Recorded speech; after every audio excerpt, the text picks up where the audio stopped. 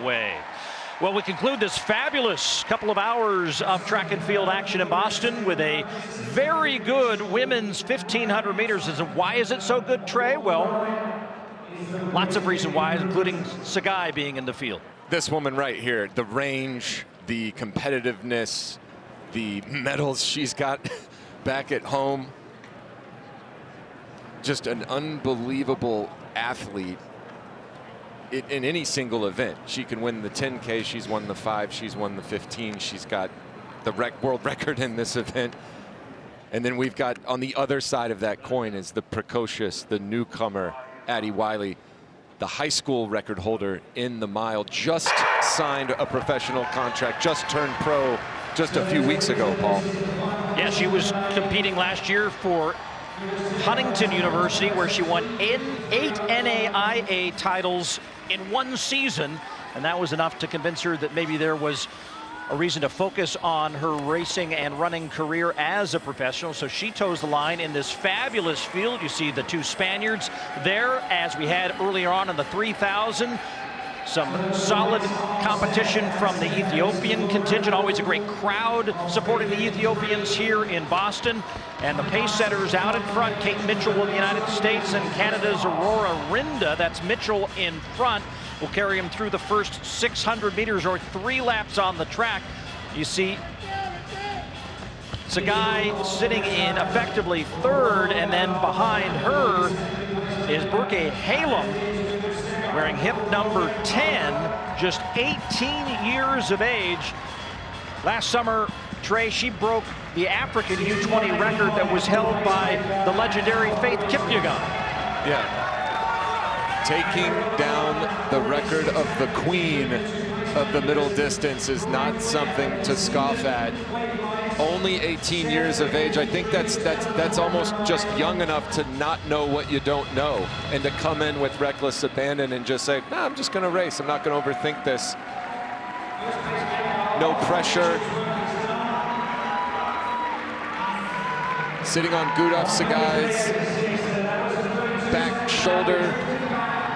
Not a bad place to be, but we'll find out here soon enough. This is a very, very quick race. This isn't like the 3K. You can't settle in. This is all gas.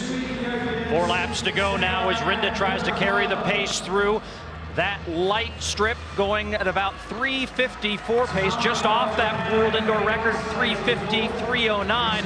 As Rinda now steps aside, Sagai and Halem now going to take this race and race those lights back to Tanaka, who's back there in third, a prolific racer for Team Japan, but well back. And then the rest of the field that includes Addie Wiley, who's back in 6th position as they come up with 3 laps to go.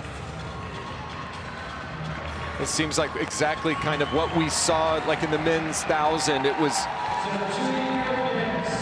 a very, very decided effort that no one decided to go with. It was this is 2 women versus the lights. 2 of the best in the world right now at this distance. One seasoned, one with a whole closet full of medals, and the other trying to follow in her footsteps. And if you're watching at home, you have to appreciate this on 2 different levels. These 2 women running so fast in front, but that group in the chase, they're not running slowly. Under 4 minutes in a race of this distance is high quality performance. In fact, the American record in this event is just a shade under 4 minutes indoors. We'll see how the rest of this race unfolds in the back of the pack, but there in splendid isolation is Sagai and Halem as they will reach the line and hear the bell. You can get a real perspective on the distance they put on the field. Indoors, there's not a lot of places to pass. If Burke Halem is going to do it, she's got to do it now. As they head down the backstretch for the final time, this race in front, with the world record holder still in front, but being tested by the 18-year-old in the final stretch. Sagai is going to win this one, I think, by a couple of strides. It'll be a quick sub-4-minute performance as the rest of the field comes through.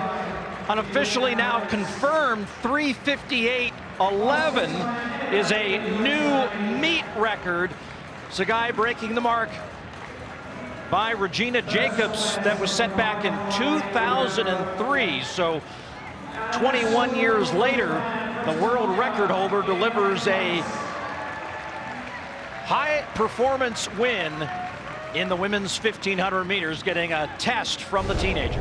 And you can see right there, just literally taking her under her wing, towing her through to this just classy performance. See, that tape must be pretty strong. It was almost there. She turns around with a little bit of disgust after 1500 meters. There's not a ton left in the tank at the end there, but just from start to finish, looked like an easy training run for Gudaf Sagai, and really impressive by Berke Hailo. See the final results. Ethiopians go 1 and 2 as they take the victory here. But the world record holder with a win in Boston, and she's down with Lewis Johnson. Gudaf, tell me about the win today, and what are you hoping for this year in the Olympic year, which potentially in Paris for you? Olympic is for athletes a big one competition, but 100% my focus is Olympic. I think this one 2024 my first time competition. Under 40, I run under 40. I'm so happy. Yeah. How did this race today tell you that you're on pace for something special later this year? The pacemaker, good pacemaker.